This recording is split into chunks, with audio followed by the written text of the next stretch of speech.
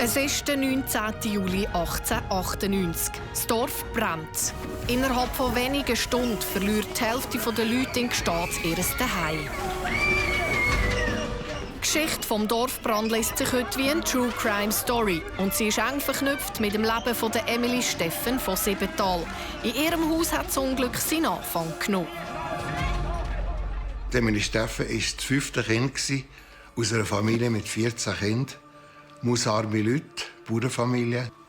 Ich bin der Gottfried von Siebenthal und Emily Steffen war meine Urgroßtante.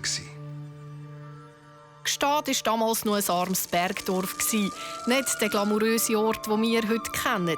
Viele hat es darum in die Fremde gezogen. So auch Emily. Sie ist zu ihrem Bruder auf Genf gezügelt und später weiter auf Paris, wo sie als Haushälterin weit weg von den Heimen ihr Geld hat verdienen musste. Wo ihr Vater im Sterben gelegen ist Emily nach 8 Jahren wieder zurückgekommen auf Gstaad. Sie hat den Bäcker Benz Steffen kennengelernt und die beiden haben sich ineinander verliebt. Sie haben geheiratet und zusammen in einer Bäckerei gearbeitet, wo sie auch gewohnt haben. Zwischen Benz und Emily war eine grosse Liebe. Als sie zurückkam von Paris, hatte sie 2 Verehrer.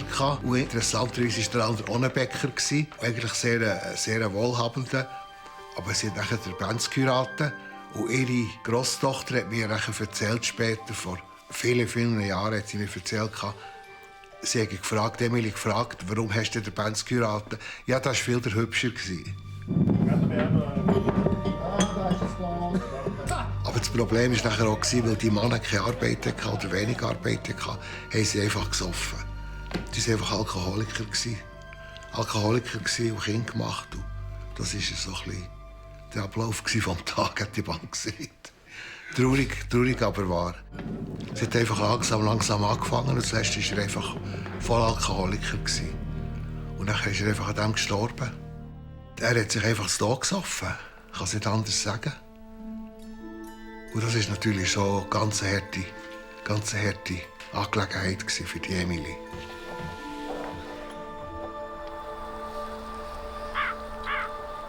Von dann an hat sich Emily allein durchschlagen.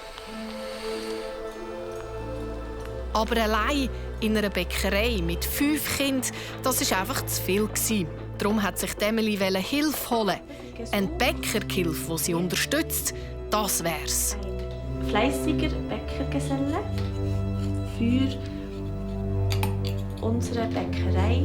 Sie konnte nicht wissen, was für eine Lawine sie mit dem auslöst. Gut, sie hat ein Inserat aufgegeben, also aufsetzen. Sie konnte ja nicht schreiben. Und nachher hat sie im Wallis inseriert. Wallis ist ja nicht weit von hier. Es war der 18. Juli 1898, der Tag vor der grossen Katastrophe, wo ein fremder Mann ins Dorf kam und nach der Emily gefragt hat. Aber er hat nichts Gutes im Schild geführt. Und nachher hat er sich vorgestellt als Bäckergesell. Und nachher hat sie gesehen, dass er Alkoholiker ist. Und dann hat sie natürlich abgestellt. Hat sie gesagt, nein, Alkohol, das habe ich gehabt, das muss ich nicht nochmal haben. Und nachher wollte sie ihn aus dem Laden aus der Bäckerei boxieren. Und nachher wollte er sie vergewaltigen in der Bäckerei. Aber Emily hat gewusst, wie man sich wehrt.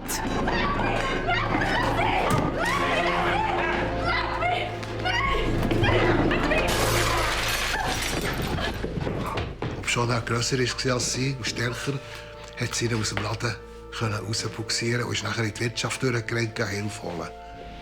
In der Nacht ist der Walliser zurückgekommen mit bösen Plänen. Er hat die Holzbiege angezündet, hinter dem Haus, eine riesige Holzbiege. Und die wollte er anzünden, damit dass das Scheissweibli kein Holz hat, für den Backofen in Betrieb zu setzen, hat sie einfach rächen durch das.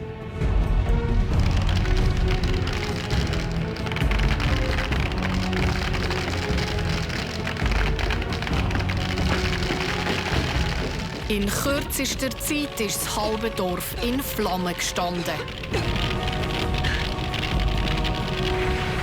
Stopp! Es brennt schon! Geh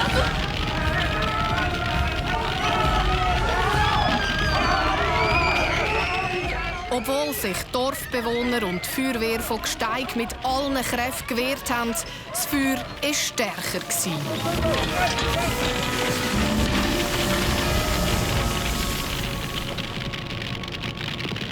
In kürzester Zeit sind 18 Gebäude verbrannt. Also das halbe Dorf ist verbrannt. 74 Personen waren obdachlos, einfach nichts mehr, rein nichts. Alles verloren. Auch von der Emily ihrer Bäckerei ist nichts mehr gestanden. Aber die Solidarität war gross. Alle grossen Zeitungen der Schweiz haben über das Unglück berichtet und aus dem ganzen Land sind Spenden eingetroffen. Ein paar Tage später hat die Polizei einen betrunkenen Mann verhaftet. Er hat Walliserdeutsch geredet und auch die Beschreibung von der Emily hat auf ihn gepasst. Man hat ihn Zähne ins Gefängnis gesteckt und ihn am nächsten Tag befragen. Dazu ist es aber nicht mehr gekommen. Er hat sich in seiner Zelle das Leben genommen. Bald darauf sind böse Gerüchte und Tratsch im Dorf aufgekommen. Die Leute haben eine Schuldige für ihr Unglück gesucht und haben sie in der Emily gefunden. Hätte sie sich aufs Drängen vom Walliser eingelassen, dann wäre das alles nicht passiert, hat man hören. Gstaad ist wieder aufgebaut worden. Das mal aber mit Häusern aus Stein, weil Holz hat es nicht genug gegeben. Auch die Emily und ihre Familie haben ihr Zuhause samt Bäckerei neu aufgebaut. Und das Haus steht noch heute mitten im Dorf.